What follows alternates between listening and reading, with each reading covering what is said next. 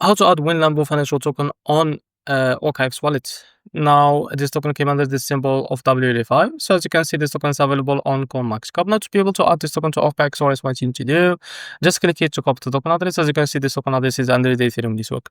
Now, you can open the OKX wallet, as you can see from your browser. And now I will just log into my wallet to be able to add this token. Now, what you need to do after that, just wait a few seconds to log into your wallet. Now, after that, what you need to do, as you can see, now this is our wallet homepage. Now click on Manage Crypto.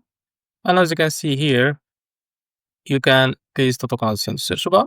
So as you can see, if you don't find it, click on Add Custom Crypto. Now make sure to select the Ethereum from here, as you can see. And after that, select the protocol. I will just select the ERNs20. And now you can paste the token as in the search bar, as you can see. So this is our token, this is the symbol, and this is the symbol of it.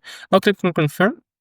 And now our token added successfully to our OKX wallet. So this is how to add Wen Lambo financial token on OKX wallet. If you found this video helpful, please like and subscribe. See you next video.